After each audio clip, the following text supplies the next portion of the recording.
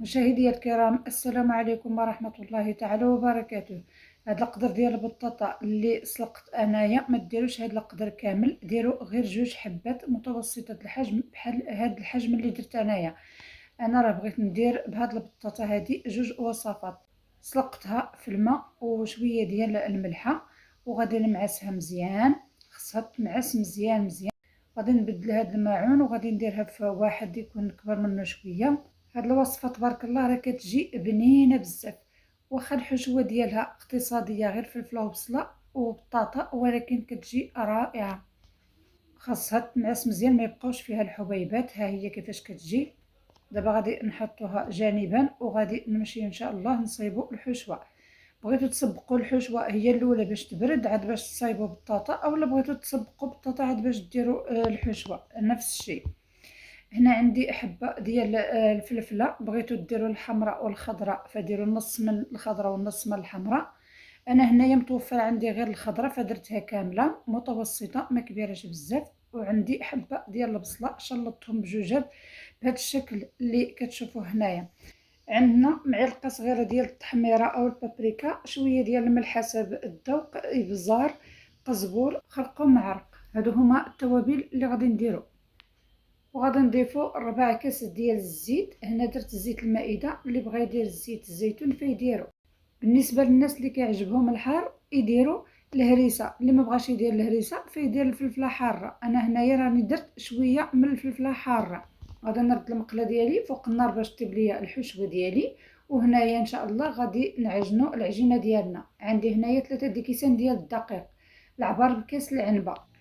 وغادي نضيف واحد 5 غرام من الخميره ديال الحلويات، ونصف معلقه كبيره ديال الخميره الفوريه، ومعلقه ما عمراش ديال السكر حبيبات، والملح حسب الذوق. وغادي نضيف واحد المعلقه عامره مزيان ديال الزيت. بغيتو ديروا الزيت الزيتون، بغيتو ديروا الزيت المائده. وعندي معلقه ديال الخل. وغادي نخلط المكونات مزيان تينسجموا ليا عاد باش غادي نجيب الماء باش نعجن ان شاء الله. الماء يكون شويه دافي. دابا غادي نعجن العجينه ديالي. غادي نضيف الماء غير شويه بشويه، ما غاديش نضيف الماء دفعه واحده، لان العجينه خاصها ما تكونش رطبه بزاف وما تكونش عاوتاني قاصحه بزاف، ما بين وبين. هاد الكاس ديال الماء راه بقى ليا منه شويه من التحت. من بعد ما خلطت العجينه ديالي غادي نضيف شويه ديال الملحه، وغادي نحط العجينه ديالي فوق سطح العمل، وغادي نرش واحد الرشيشه ديال الدقيق، وغادي ندلك العجينه ديالي مزيان. غادي نصليو على النبي صلى الله عليه وسلم. اللهم صل على سيدنا محمد وعلى ال سيدنا محمد في الاولين، وصلي عليه في الاخرين، وصلي عليه في الملأ الاعلى الى يوم الدين. من بعد ما دلكت العجينه ديالي مزيان غادي ندهنها بشويه ديال الزيت، وغادي نديرها في البلاستيكه ونخليها واحد 10 دقائق. هنا غادي نرجع للحشوه ديالي راه طايبه مزيان. غادي نفرغها في هذا الماعون باش تبرد ليا بين ما نشكل العجينه ديالي. هنايا غادي ناخذ الزبده، واحد 2 معالق ديال الزبده ديال التوراق، وغادي نضيفو عليها واحد نص كاس ديال الزيت، ونص كاس ديال الطحين ديال الفينو. غادي نديرو هاد الخلطه باش نحلو العجينه ديالنا.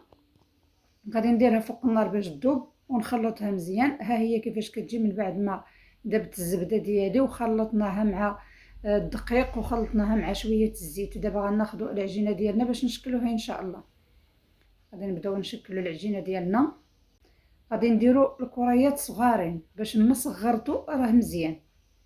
صغروهم باش يجيوكم منظمين ويجيوكم مزيانين وعاطين العين. ديروا هذا الحجم هذا. شكلنا العجينه ديالنا كامله. غادي نغطيوها بالبلاستيكه وغادي نمشيو نجيبوا الكاسرونه ديالنا اللي ذوبنا فيها الزبده مع الزيت ومع نص كاس ديال الدقيق الفينو. غادي نضيفوا عليهم ان شاء الله الخميره ديال الحلويات وغادي نحركوهم مزيان. صافي دابا غادي نجيبوا البطاطا ديالنا وغادي نخلطوها مع ديك الحشوه اللي طيبنا ديال الفلفله. غنخلطوها مزيان مزيان حتى تنسجم لينا البطاطا مع الحشوه مزيان.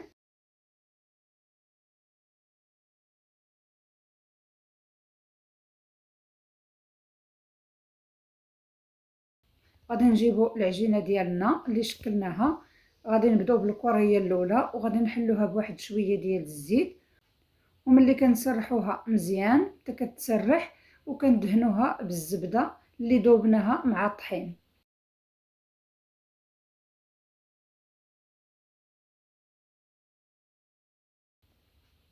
هاد الخلطه هادي راه كتجي مزيانه بزاف في المسمن.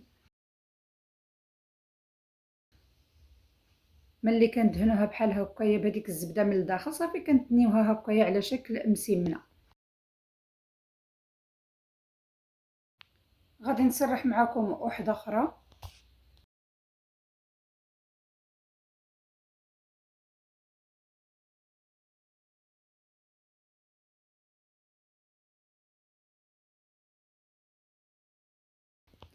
وغنستمر هكا حتى نكملهم كاملين. دابا جبنا الحشوه ديالنا، غادي نبداو ان شاء الله نعمروا المسمنات. غادي نسرحوا المسمنه الاولى وغادي نقطعوها بحال هكا، راه الفيديو شارح راسو براسو. وغادي نبداو ناخذوا شويه ديال البطاطا وغادي نحطوه هنايا في القنت، وغادي نطويو العجينه ديالنا وغادي نحاولوا نسدوها من الجناب باش الحشوه ما تخرجش لينا في الجناب. بغيتو تزيدوا تضيفوا الفرماج ولا بغيتو تضيفوا الزيتون ولا بغيتو تضيفوا الدجاجه ولا اي حاجه بغيتو تضيفوه فضيفوه. اليوم احنا اكتفينا بالفلفله والبصله. هاد الحشوه راه كتجي بنينه، غير جربوها راه ما كتكلفش ومتوفره في كل بيت وتبارك الله ما شاء الله راه كتجي بنينه.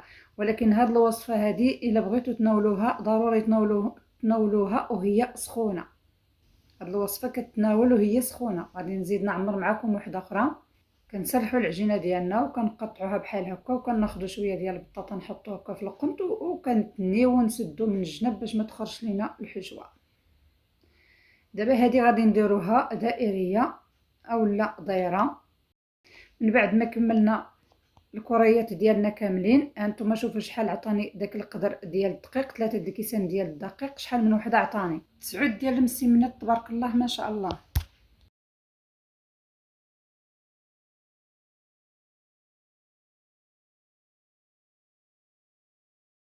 وهنايا هذه هي الحشوه اللي بقات ليا. هذا القدر اللي بقى ليا تندير به وصفه اخرى ان شاء الله. هنايا عندي شويه ديال الزيت درت فيه شويه ديال التحميره وخلطته، غادي ندهن به المسمنات ديالي من الفوق باش يجيونا محمرين. ومن بعد ما دهنا المسمنات ديالنا دخلناهم للفرن اللي سخناه من قبل، وما غاديش نجهدوا النار بزاف باش ما يجيوناش من الداخل معجنين، غنخليوهم يطيبوا على خاطرهم. راه ما كيجيوش مقرمشين ولكن كيجيو رطبين. غير جربوهم ان شاء الله. راه وصفه اقتصاديه وفي نفس الوقت بنينه. والسلام عليكم ورحمه الله تعالى وبركاته.